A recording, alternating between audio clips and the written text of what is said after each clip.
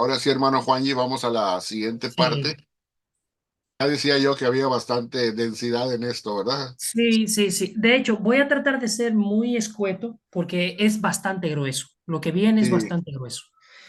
Miren algo. Los temas son muy variopintos, pero los más significativos son los que vamos a presentar ahora. El primero de ellos, y creo que es el más preponderante hoy por hoy, es Pablo y la ley.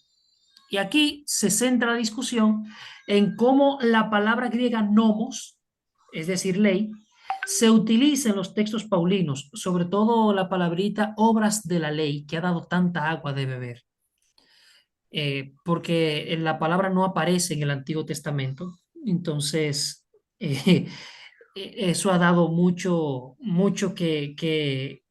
mucha tinta para poder entender a qué se refiere Pablo con obras de la ley. Si quieren ver una explicación más detallada sobre eso, vayan al canal de Néstor, el teólogo responde, donde allí yo doy toda una, vamos a decirlo así, toda una conferencia, un conversatorio con Néstor sobre ese elemento. Eh, hermano Juanji, te podía pedir un favorzote.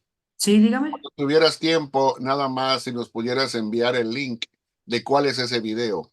Sí, por supuesto. Nada más nos mandas el link, es todo para que así yo pueda incluirlo en el WhatsApp y de esa manera los hermanos puedan ir directamente sin saber, sin tener que estar buscando cuál es el video, ¿verdad? Porque se Perfecto, yo puede se lo pasar envío. todo el día allá y no encontrarlo, ¿verdad? Sí, yo se lo envío, se lo envío. Gracias, adelante. Y aquí hay varios enfoques teológicos y lingüísticos que han generado varias perspectivas sobre ese significado. El primero de ellos es el de Michael Wiener.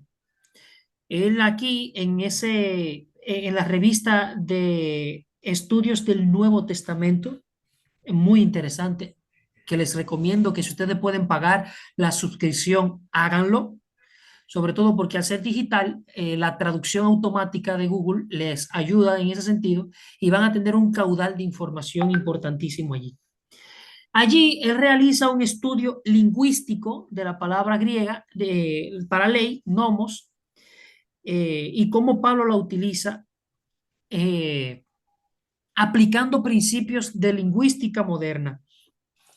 Y él hace una diferencia entre el significado básico y el uso contextual y la aplica ese enfoque en los pasajes como Gálatas capítulo 2 versículo 15 y 21 y Romanos 7. Y este trabajo cuestiona las interpretaciones anteriores. Discúlpenme.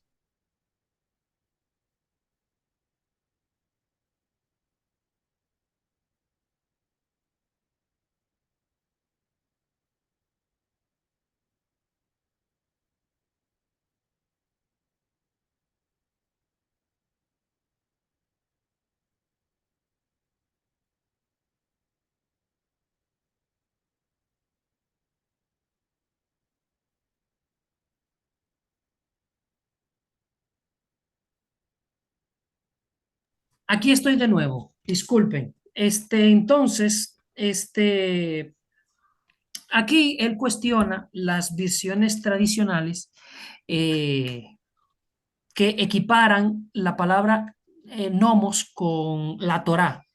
Y él muestra una variedad de usos semánticos y de aplicaciones de esa palabra. Muy interesante, créanme, sobre todo para aquellos que están enfrascados en la batalla las raíces hebreas. Ese estudio es lija para, es, para esa base.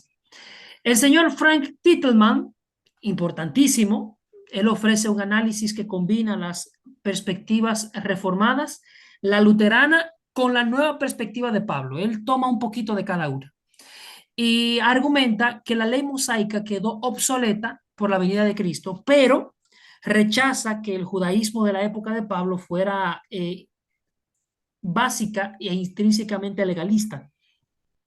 Este enfoque exegético se basa en analizar las cartas específicas en orden, descartando una visión de que destaca una visión coherente sobre la gracia y las obras. Eh, tomando ese enfoque muy luterano, por cierto. Y el último de ellos, y es el santo al que yo le prendo vela, Tom Schreiner, que él hace un estudio donde aborda la ley de forma sistemática por temas en lugar de libro por libro. Y él argumenta que Pablo se opone a un judaísmo basado en la justicia por obras y él somete a un escrutinio, pero bestial, las afirmaciones de A.P. Sanders, que la próxima clase vamos a ver quién es ese individuo,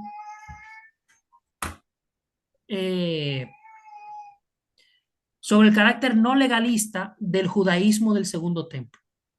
Este autor también destaca los pasajes claves como Romanos capítulo 3 y Filipenses 3 del 2 al 11. Son los tres estudiosos que yo creo que son más representativos de todo lo que está pasando en la academia hoy por hoy. Y como les digo, yo a Schreiner creo que es el enfoque más correcto de los tres.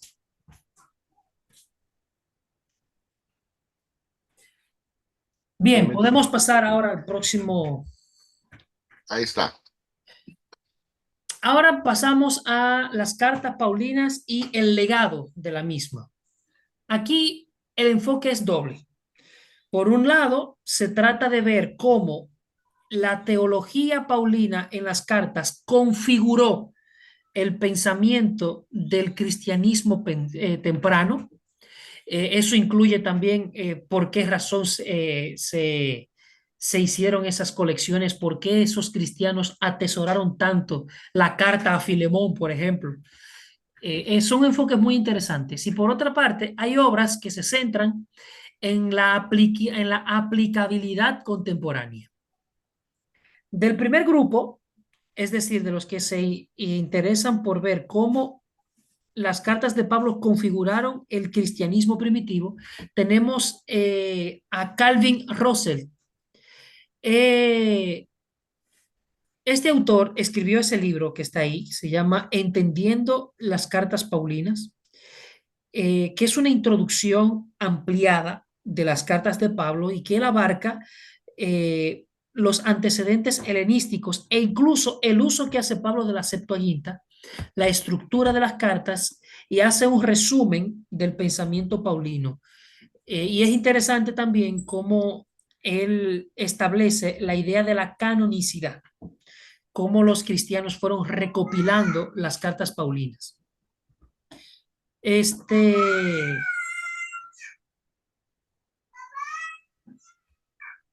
discúlpenme, denme un minuto.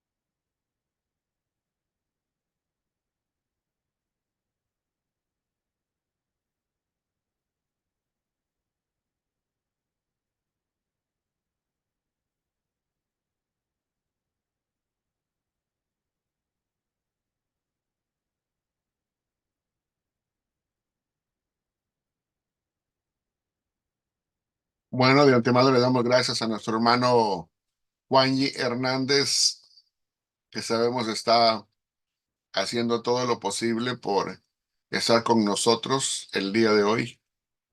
Le agradecemos en Amados, medio de... disculpen, No, disculpen no, la adelante, no hay interrupción. ningún problema. Comprendemos Este, perfectamente. sí, bueno, entonces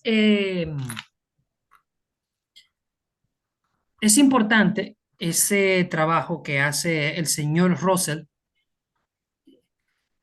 interesantísimo, incluso murió en el 2021. Realmente perdimos un grande.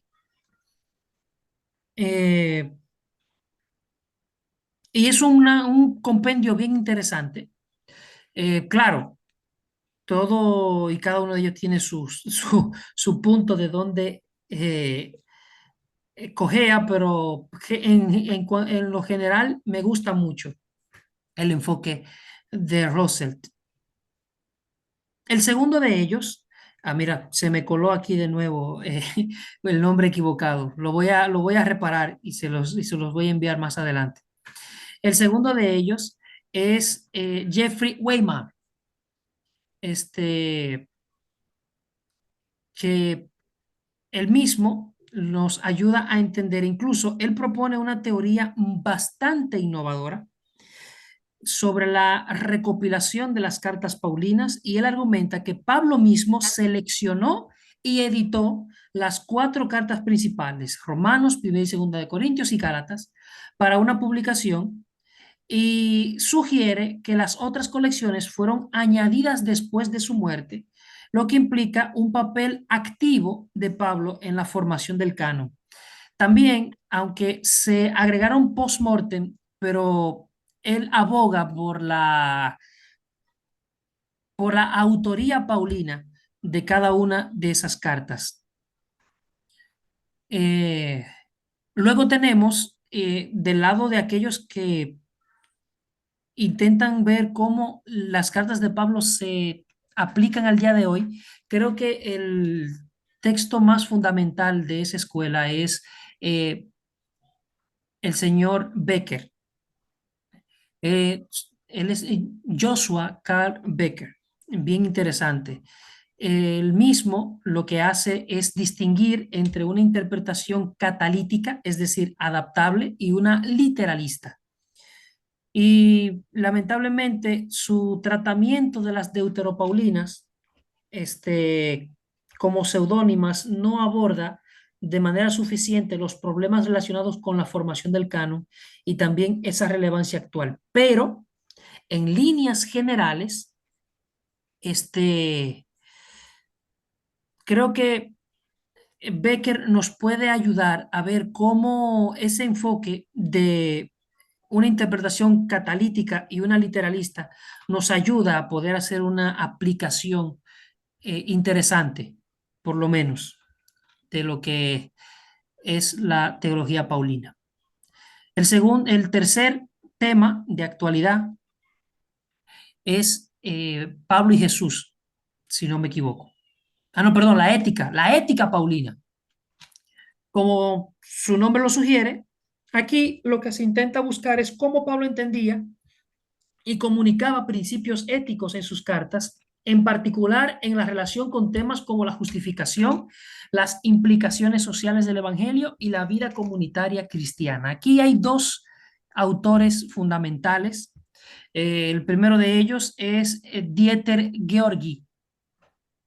En el primer libro, él explora la importancia de la iniciativa de la misión paulina y la conecta con la teología de la justificación. Allí hay un apéndice sobre la relevancia de las actitudes hacia la riqueza y contextualiza el colapso de la Alemania Oriental. En el segundo trabajo, el que está aquí debajo, que se llama Teocracia, él argumenta que Pablo fue martirizado por proclamar un evangelio político que desafiaba al imperio romano y considera que la amenaza directa al poder del César subraya implicaciones político-sociales del mensaje paulino. Y, aunque polarizada su visión y puede parecer exagerada, él resalta mucho la necesidad de examinar más a fondo las interacciones de Pablo con las estructuras de poder de Roma. Algunos críticos han dicho que su enfoque parece más una suerte de estudio marxista o una visión marxista donde él habla de oprimidos y opresores, pero yo creo que en líneas generales uno puede sacar mucho provecho de ver la relevancia social que tienen los escritos paulinos.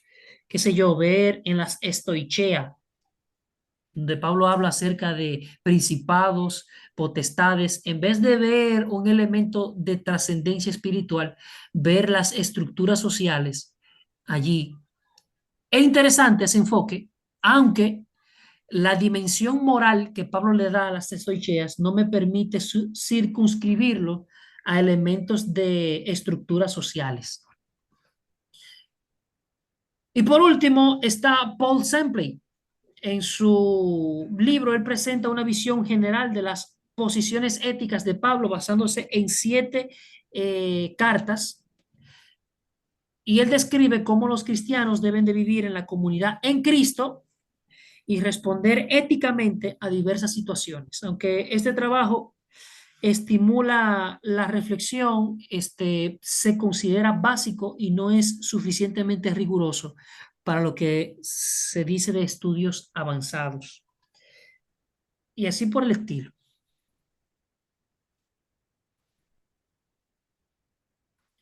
Aquí Pablo y el Antiguo Testamento, tremendo. Este es uno de los temas de mayor actualidad. Ahora mismo ese es el que está más candente en la academia. Aquí se trata de explorar cómo Pablo cita y reinterpreta las escrituras hebreas, considerando tanto su fidelidad a las tradiciones judías como las adaptaciones a contextos específicos. Aquí estas investigaciones destacan y proponen métodos interpretativos, prácticas de citación y el impacto teológico de las referencias del Antiguo Testamento en los escritos de Pablo. El primero de ellos es Francis Agenson en su libro Después de Pablo, donde él presenta el modelo de conversación para interpretar el uso del Antiguo Testamento en Pablo en algo que él llama el círculo de verosimilitud. Aquí el lector lo que hace es interactuar con el texto, el contexto primario, y aunque este método es poco desarrollado, su obra es muy introductoria, es accesible para el que se está iniciando en este elemento de ver el uso de Pablo hace del Antiguo Testamento.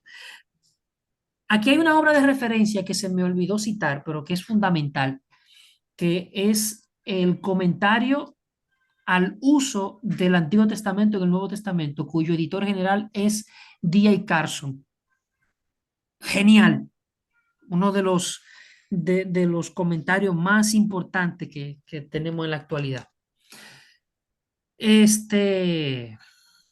Claro, el problema es que lo hace de todo el Nuevo Testamento, y hay autores variados sobre las cartas de Pablo. Se los recomiendo mucho. El segundo de ellos es Frank Titelman, Pablo y el lenguaje de las Escrituras, donde él analiza de manera exhaustiva las citas del Antiguo Testamento en Romanos, en Gálatas y en las Corintias, donde él define que constituye una cita directa y analiza la procedencia, las modificaciones de las cartas paulinas, concluyendo que Pablo muestra influencias tanto judías como grecorromanas en su manejo de las escrituras, y distinguiéndose por su adaptación retórica, su introducción de citas con la palabra escribir.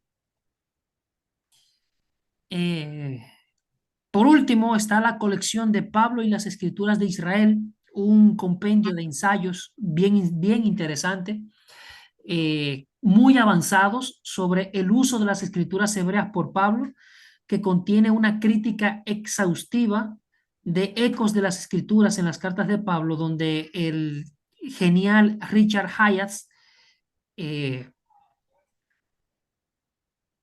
aparece sus análisis allí, eh, y da muy buenos detalles sobre el tema.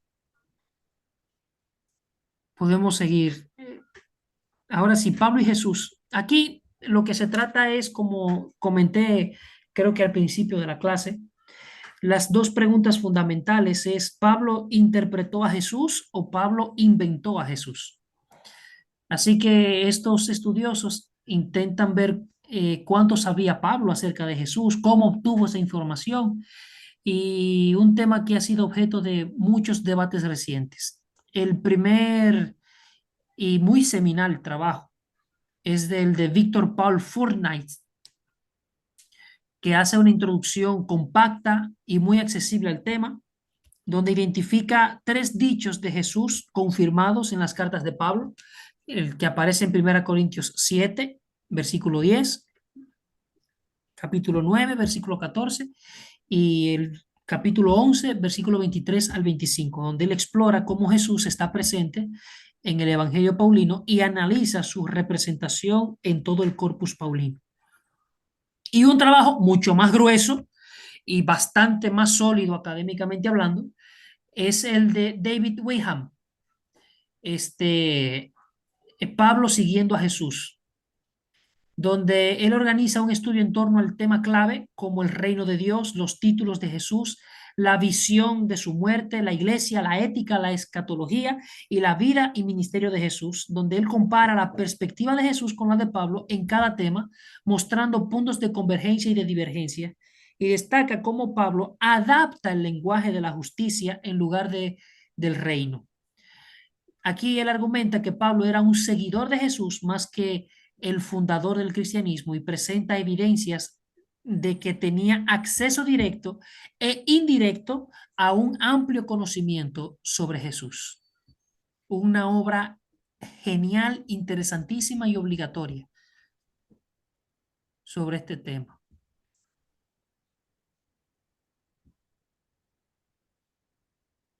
Y aquí entonces tenemos a Pablo y la retórica antigua. Si se dan cuenta, el ejercicio que hicimos hace un momento con primera a los tesalonicenses, que inmediatamente empezamos el tema, yo tiré una palabra rarísima, perífrasis por intensidad. Ese ejercicio es exactamente lo que hacen estos estudiosos. Buscan entender cómo las técnicas retóricas clásicas, como la argumentación de tipo Sorites, la, la, eh, las figuras del lenguaje están presentes en Pablo y cómo Pablo a veces se constituye en un maestro en la retórica antigua. Por ejemplo, a mí me encanta ver la carta a Filemón, es una de mis cartas favoritas, y yo puedo apreciar cómo Pablo hace un ejercicio de una suerte de abogado romano y utilizando una técnica de quiasmo en forma de retórica deliberativa en toda la carta, que te dice a ti, oye, Pablo era un genio, Pablo era un genio de las letras y de la manera en cómo argumentar para convencer. Y todo eso uno lo ve desplegado. Así que estos autores lo que intentan es ver esas técnicas de retórica clásica y cómo éstas influyen en la estructura, el propósito de las cartas y ofrecen una nueva perspectiva sobre su contenido y la forma. Bueno, De momento, Juanji, sí, dígame.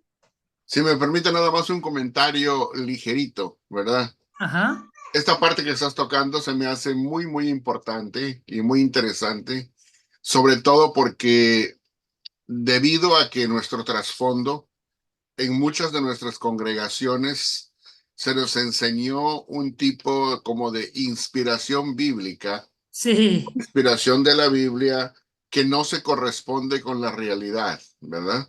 Ajá. Y muchos de nosotros nos enseñaron hasta casi lo que se pudiera denominar una inspiración mecánica de las Sí, y escrituras. de dictado, una Y como suerte de de dictado, o dictado. sea, como que el escritor bíblico nada más estaba sentado, ya preparado con su pluma y con su lápiz y su papel, y como que mecánicamente, como si fuese un robot o un títere, entonces el Señor empezó con su Espíritu Santo a derramar toda la información o a entregar toda la información y hasta eso pensamos que nos la, o como que se la entregó a los escritores a manera mecánica, pero en forma como si fuese un libro de teología sistemática, ¿verdad? Exacto. Como que era un derramamiento de conceptos en la cabeza de la gente y que empezaban a escribir los conceptos, ¿verdad? Y no necesariamente es así, ¿verdad? No estoy diciendo de que no tuviera conceptos la inspiración. Claro que tenía conceptos, Sí, pero sí, no sí. tenía conceptos nada más. Tenía también palabras. O sea, no solamente es la parte conceptual, también es la parte comunicativa del lenguaje, ¿verdad?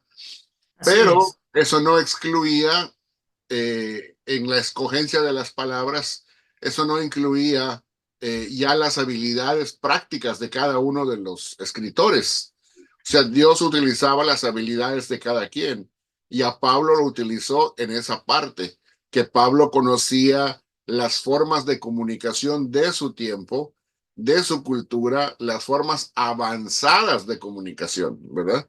Entonces, imagínense la parte conceptual que Dios le dio, la parte de la escogencia de las palabras en la inspiración y luego la técnica de la escritura y la técnica de la comunicación que ya la traía Pablo en sí mismo por ser una persona preparada, pues es lo que nosotros podemos ver hoy día. El problema es que mucha gente hace caso omiso de la parte que Pablo ya traía como persona. El contenido de la comunicación y la metodología de la comunicación. Pensamos que era nada más así como una cosa que Dios le dio y fue listo, ya no tenía ninguna habilidad Pablo, ¿verdad? Y tenemos que tener cuidado con eso, ¿verdad? Adelante, hermano Juan, era todo. Es genial el aporte que acaba de hacer. A mí me gusta hacer el siguiente ejemplo, o sea, no es lo mismo un Amós que estaba detrás de una oveja que un Isaías que vivía en el templo. Y tú lo ves, o sea, es la misma palabra de Dios, pero el envase es bastante distinto y tú te das cuenta cuando lees un Amós tosco, directo, breve, y aún Isaías encumbrado, utilizando unas figuras de lenguaje muy interesantes.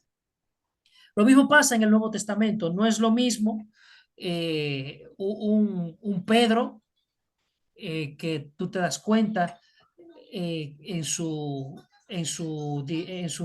forma que un Pablo. Y uno se da cuenta incluso hasta en la cantidad de cosas que escribían. Eh, Aquí entonces, tres trabajos son fundamentales. El primero de ellos, y considerado uno de los principales impulsores del análisis retórico en los estudios del Nuevo Testamento, que de hecho fue homenajeado con un Festreich.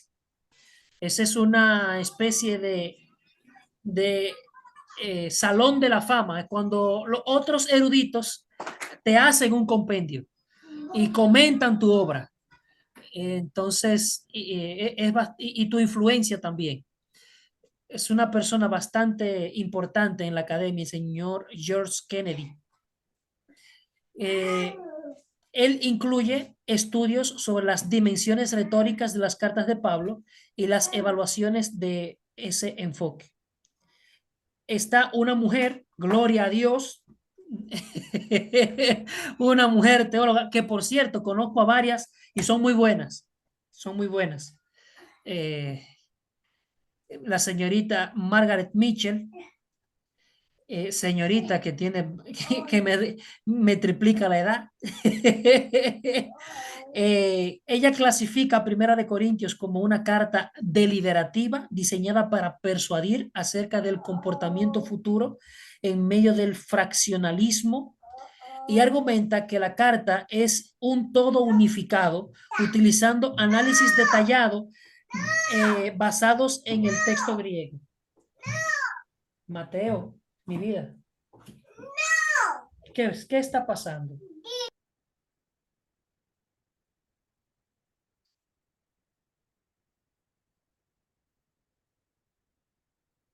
No se preocupen, mis hermanos, que llegó Mateo, es el niño pequeñito de nuestro hermano Juanji.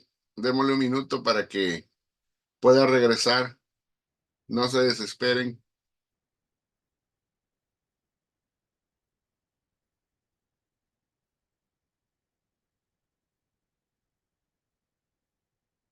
Ese es el teólogo Mateo. Bien, entonces, Margaret Mitchell, interesantísimo su enfoque. Hoy en día, la academia ha hecho de todo por desacreditar su trabajo, pero creo que todavía sigue siendo bastante útil, sobre todo porque eh, los teólogos liberales quieren fraccionar Primera de Corintios como en 7 pedazos diferentes, de 3, y es bastante acucioso y valiente en la academia decir que Primera Corintios es una carta unificada. Por último está Duane Lifting, donde él analiza el desarrollo de la retórica clásica y su influencia en el siglo I, incluyendo a Cicerón y Quintiliano. Él examina Primera de Corintios del capítulo 1 al del capítulo 4, contrasta la retórica de Corintios con la proclamación de Pablo, y él argumenta de que Pablo dependía del Espíritu para generar fe en lugar de la persuasión retórica. Muy interesante ese enfoque. Sí, yo, por aquello de no vine con persuasión humana, sino con Espíritu de Dios a ustedes. Bien, entonces ahora podemos nosotros de manera muy breve ver algunas monografías. A partir en la década de los 80, específicamente desde 1986 al 88, fueron de 2 años de mucha producción literaria, y podríamos decir que fue el inicio de la explosión acerca del apóstol Pablo. Allí aparece una colección de ensayos presentados en las reuniones de la Sociedad de Literatura Bíblica, donde se abordan las cartas específicas de Primera a los Tesalonicenses, de Gálatas, de Filipenses y de Filemón.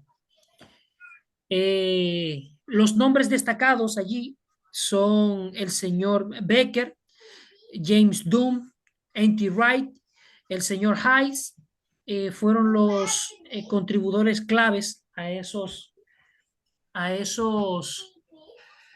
en esa colección de ensayos. Y estas monografías más recientes sobre Pablo ofrece un panorama muy extenso y profundo sobre diversos aspectos de la teología, de su exégesis y el contexto histórico social. El primero de ellos es de el afamado N.T. Wright, el clímax de la alianza. El clímax de la alianza. David Scapes sobre el término Señor, una obra bastante interesante que intenta ver el señorío de Cristo y cómo los cristianos entendieron eso, sobre todo en las cartas del apóstol Pablo. James Scott y la adopción paulina, el concepto de adopción en Pablo. Gordon Fee, clásico, su obra sobre el Espíritu Santo. Bruce Winner y sus obligaciones sociales en el cristianismo primitivo. Ben Wittenglow, tercero, y la historia narrativa de Pablo. Por último, Ellen Christen, el pacto en el judaísmo y Pablo. Me faltó uno que es Pablo y el concepto de don, de Barclay, William Barclay, que está haciendo mucho, pero mucho ruido en la academia en la actualidad. Bien, mis queridos estudiantes, ustedes acaban de recibir un compendio, un jarabe bien condensado de los estudios paulinos hoy día. Les dejo con el comentario del experto, el señor Stanley Porter, del cual tomé mucho. Quiero darle todo el crédito de esta clase al señor Porter. Él hizo una serie de artículos sobre, se titula Entendiendo los estudios paulinos. Muy buena. Si ustedes lo pueden buscar. La pregunta que le hago al señor Porter es, ¿qué provecho tiene todo este renovado interés por el fondo sociocultural del apóstol Pablo? Y él responde, estos estudios de fondo tienen implicaciones directas para el estudio de las ciudades paulinas y también implicaciones para el estudio de pasajes particulares de las cartas de Pablo. Aunque los estudios basados en lenguaje técnico son solo una pequeña parte de esta discusión, con los recursos disponibles se puede hacer mucho más. El énfasis en la apreciación del mundo social del primer siglo añade una dimensión importante a nuestro conocimiento de la dimensión teológica del pensamiento de Pablo.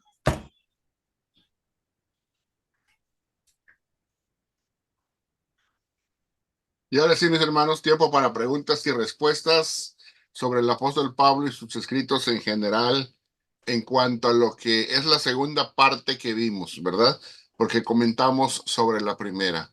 Vamos a regresar ahí y vamos a dar tiempo para que hayan preguntas y comentarios. Gilberto ya levantó la mano. Adelante, Gilberto. Sí, muy buena clase. Quiero felicitar a Juanji y Benjamín. Quiero también felicitarte porque ustedes, a través de estos estudios, es mi primera vez que me estoy reuniendo con ustedes, pero como te comenté anteriormente, Benjamín, yo te estaba dando seguimiento a tiempo y ustedes me han abierto la mente en cuestiones de cómo estudiar más. Siempre la he estudiado, pero más con cuidado la Biblia y más a serio. No tengo comentarios, solamente quiero felicitarlo, pues también quiero despedirme porque ya tengo que marcharme hacia el servicio. El servicio de nosotros comienza a las 4 y tengo que viajar un ratito. Mi esposa me está haciendo señales que es tiempo de irnos, pero quiero darle las gracias y nos estaremos viendo el próximo sábado. Bendiciones. Gracias. Amén. Muchas gracias, Gilberto, por ese comentario y eso a nosotros nos impulsa a ser más fieles al Señor. Gracias por Así eso. es. Gracias a ustedes. Bueno, ¿alguien más? ¿Algún comentario o pregunta?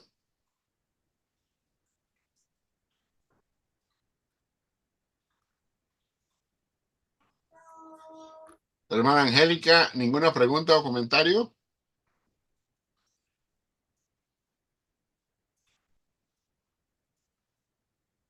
Está. Bueno, no que no quería tomar tiempo, pero estaba pensando con respecto a esto de la que se habló de la inspiración de la Biblia y la influencia eh, grecorromana, helenística del apóstol. Me estaba acordando un artículo que leí hace un tiempo que creo que hace referencia a un artículo de Michael Kaiser, donde él este, menciona aquel pasaje que Pablo dice, habla del cabello, que dice que la mujer no se corte el cabello porque, bueno, que le es deshonroso y al hombre le es honroso. Y, y entonces menciona que la misma naturaleza nos enseña y después dice, y que la mujer no se corte a causa de los ángeles. Entonces, toda la explicación que dan de por qué Pablo dice todo esto, me hizo pensar mucho sobre esto de la influencia de la época. ¿Por qué dice esto? Yo voy a tratar de resumirlo. Que en aquel tiempo la creencia, según la biología, creo que, porque hay escritos creo que Hipócrates es el padre de la medicina, si no me equivoco. Se encontraron documentos donde la creencia de la época era que en el cabello y en los vellos eh, eran conductos que almacenaban los fluidos propios de la sexualidad. Entonces dice, la mujer que tiene el cabello largo obviamente es una mujer fértil y por eso las que trabajaban en ese negocio se rapaban. Y contrariamente, dice, un varón, si tenía el cabello largo,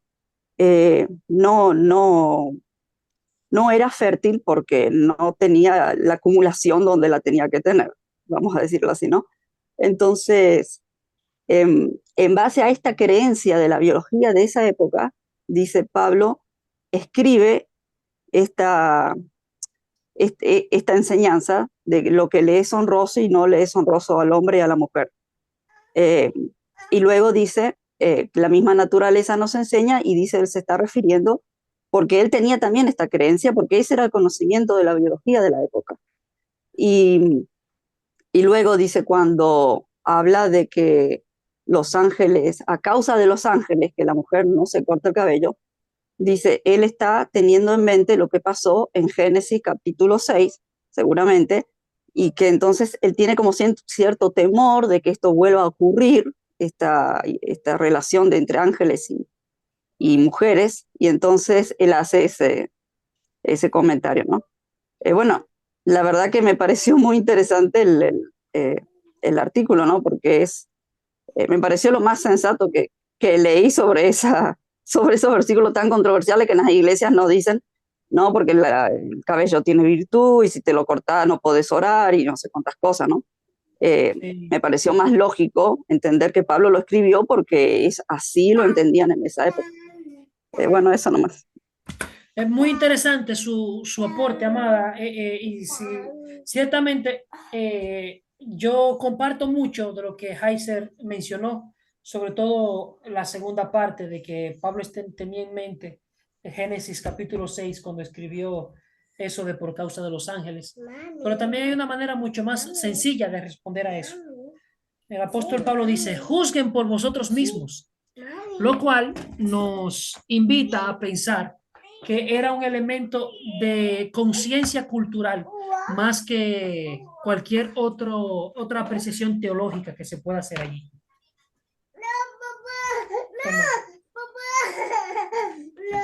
En pocas palabras, pudiéramos decir que a la hora de la interpretación del texto, qué tan importante es el contexto histórico, el contexto cultural, así como el contexto literario. No nada más la parte literaria es importante, o sea, qué dice antes y qué dice después del texto en cuestión, sino que el contexto histórico y el cultural son muy, muy importantes para poder entender sobre todo las cartas paulinas que son circunstanciales, o sea, situacionales, o sea, que se basan en una situación o una circunstancia que está ocurriendo en una cierta comunidad a la cual Pablo está dando respuesta porque ellos han preguntado, ¿verdad? Exactamente, sí. Sí, porque en otras cartas no se menciona, no lo menciona. Claro. Ajá. Y básicamente está también diciendo que no se haga controversia, que se busque la paz en toda situación, ¿no? Más allá de, no para sacarle un misticismo a lo que él está diciendo, porque se lo toma muy como místico eso del cabello largo y todo eso. Sí, y una cosa nada más, un tip para que pueda leerlo ahí, hermana. Si usted se fija, Ujú.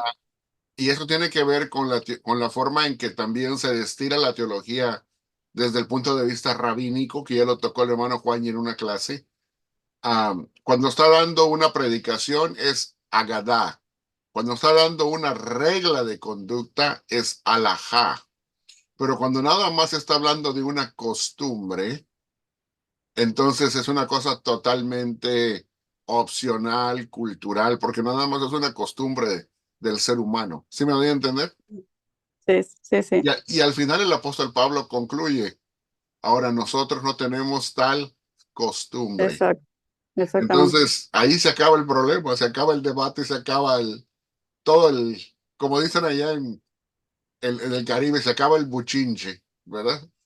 O Claro, sea, si no le está mandando al infierno a nadie, no, no está diciendo están en pecado claro, y le cortan la comunión, tan como sencillo pasa así como actualmente, ¿no? dice, no tenemos tal costumbre, ¿verdad? Exacto. Y ya, nada más es una costumbre, ¿verdad?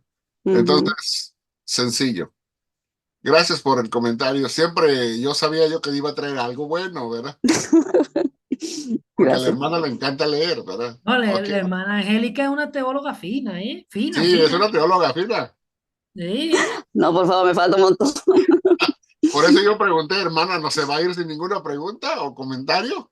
Bueno, sí, muy bueno, muy bueno. sí, hermano Víctor, gracias, hermana Angélica. De nada. Sí, gracias. Pues muy buena clase. Excelente clase, Juan G. Gracias, por el tiempo que dedicas a tus clases. Y ahorita con respecto a lo que mencionaba, por ejemplo, la hermana Angélica, he visto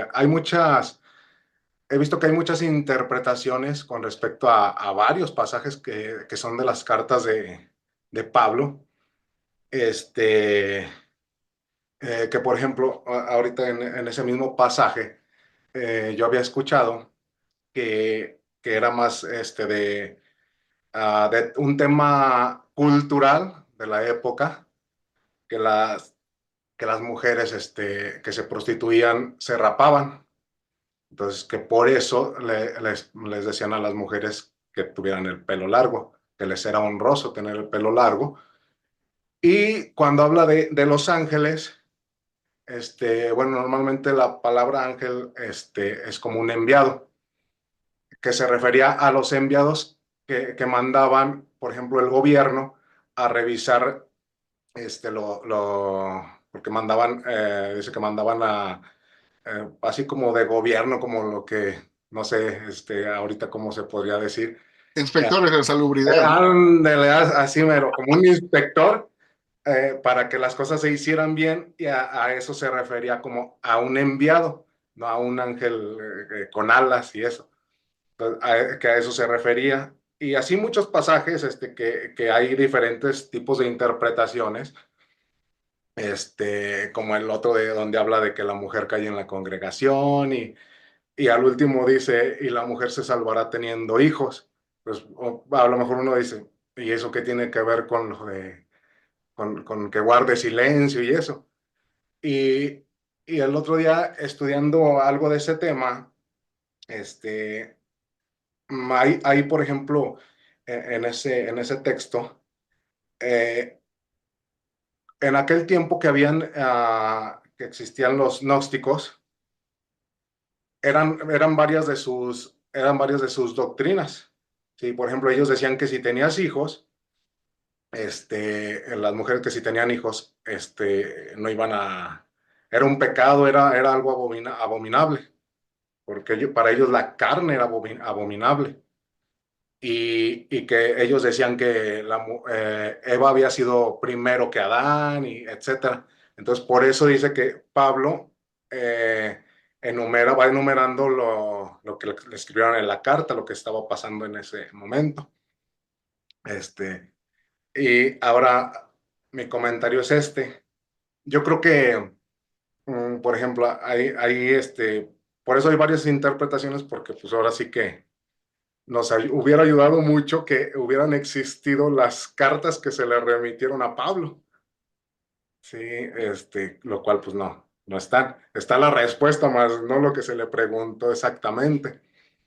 ¿Y creen ustedes que, por ejemplo, ah, cambiaría mucho la perspectiva o la forma de leer las cartas de Pablo si tuviéramos esas otras cartas donde le preguntan, y las cartas que el otro día lo comentábamos también de las primeras clases, cartas que menciona ahí mismo que, por ejemplo, a una de Corintios ya se había escrito antes de la primera, la carta a los laodicenses, etcétera? ¿Creen que tendríamos otra perspectiva si tuviéramos todo el compendio de sus cartas? Bueno, recuerda que nosotros creemos en la preservación de las escrituras. O sea, nosotros tenemos por colección lo que Dios quiso que se colectara, porque allí es lo que se encontraba como palabra de Dios. Yo creo que el proceso de canon fue guiado por el Espíritu de Dios. Entonces, en ese sentido, yo lo que creo es que con las cartas que tenemos debemos de acercarnos lo más que podamos con la iluminación del Espíritu Santo. Sí, ahora, de mi particular punto de vista, yo pienso, Víctor, que si quizás tuviéramos esas epístolas, la gran mayoría de la gente seguiría igual. Seguiría igual porque el problema no es que esas cartas no vayan a dar tanta nueva luz. Puede ser que nos den un poco más de luz en cuanto a las circunstancias históricas de cómo es que responde las preguntas, ¿verdad? Y conocer las preguntas originales pues nos ayudaría. La pregunta era esta, el enfoque por donde debemos de ir es ¿verdad? Pero vuelvo a repetir, la gran mayoría de las personas como creyentes cristianos no nos enfocamos en estudiar profundamente ni el contexto histórico, ni el contexto cultural. Nada más leemos por encima y brincamos a la aplicación sin interpretar, brincamos a la aplicación directa a lo que nos parezca en nuestro contexto histórico y en nuestra cultura. Y es ahí donde está el problema, ¿verdad? En que no se sigue el método adecuado, no se pasa por el proceso de interpretación, exégesis detallada, profunda, porque el texto mismo tiene suficiente información como para que podamos nosotros dar una aproximación exegética apropiada, adecuada. Pero el problema es que muy pocos hacemos eso. O sea, lo hacemos superficialmente y pensamos que leer la Biblia es lo mismo que estudiarla. Y no, no es lo mismo. Ya hemos estudiado en tiempo pasado que no es lo mismo, ¿verdad? Bien. Pero yo te digo, no, si tuviéramos 5 libros más en la Biblia, nada más de puras preguntas, ¿crees tú que la gente haría siempre el trabajo exegético o leería superficialmente de todas maneras? Sí, sería igual. Sería igual. Entonces, el punto es de que, como dijo expertamente nuestro hermano Juanji, lo que tenemos es suficiente para nuestra salvación, aún para nuestra conducta, y lo que consideró el Señor que es necesario y suficiente para nosotros, ahí está. Y es la realidad, ¿verdad? Así No es. necesitamos más. Muchas veces quisiéramos tener más para satisfacer nuestra curiosidad, pero la escritura no fue dada para eso, no fue dada para satisfacer nuestra curiosidad, sino para proveer salvación y fomentar la santidad. Eso sí. Y en eso todos Así estamos de es, acuerdo, ¿verdad? así es. A mí me encanta la academia, pero la Biblia fue dada para un pueblo que viva su fe. No Ajá. fue para que nosotros agarremos el texto y lo diseccionemos como si fuese una rana de laboratorio, que nosotros seamos médicos anatomistas del texto bíblico. La Biblia fue dada para que el pueblo la leyera y se encontrara con Dios allí. Y eso hay que entenderlo, ¿eh? Ujú. Y mientras más rápido entendamos eso, más provechoso será el estudio de las escrituras. Así es. Entonces, recordemos eso, ¿verdad? Que el punto de todo aquí es que obedezcamos la palabra, ¿verdad? Que vivamos el mensaje que encontramos en ella y que lo apliquemos directamente a nuestra vida. Recuerde que la mejor Biblia que hay es la que es aplicada a la vida de nosotros. Es la mejor, ¿verdad? Sí, No es la versión lo que hace la diferencia, es la aplicación a la vida de nosotros, ¿verdad? Puede ser la mejor versión que haya, pero si nunca la abrimos y nunca la estudiamos, pues nunca va a ser ningún trabajo, ¿verdad? exacto. Muy bien. Muchísimas gracias.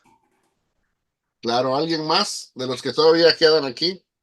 Que ya estamos concluyendo. Gracias por perseverar hasta el final. Ustedes son los que hacen la diferencia en el canal. Hermano Club de Lectura, ¿alguna última pregunta o comentario? Hermano Eliseo, hermana Priscila, ¿todo bien?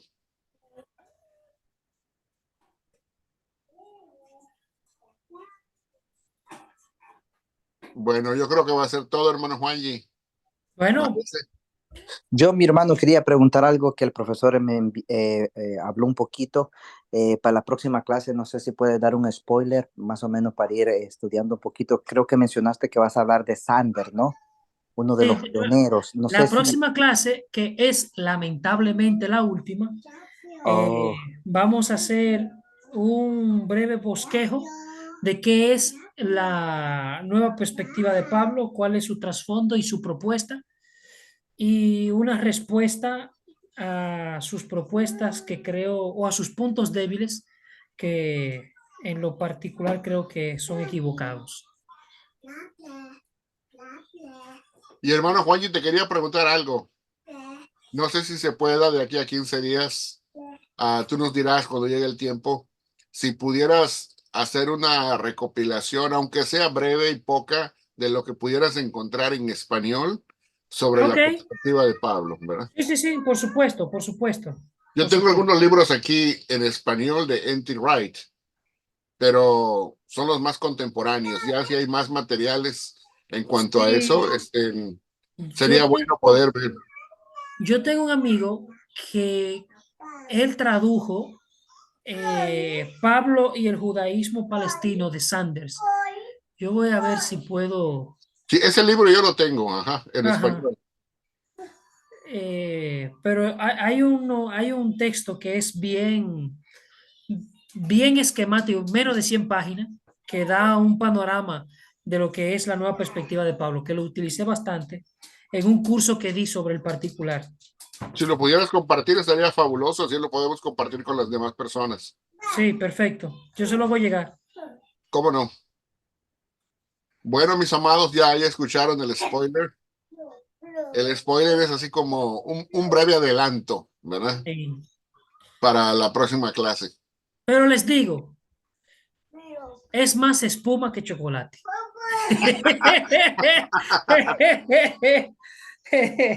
Eso sí ya fue spoiler, de verdad.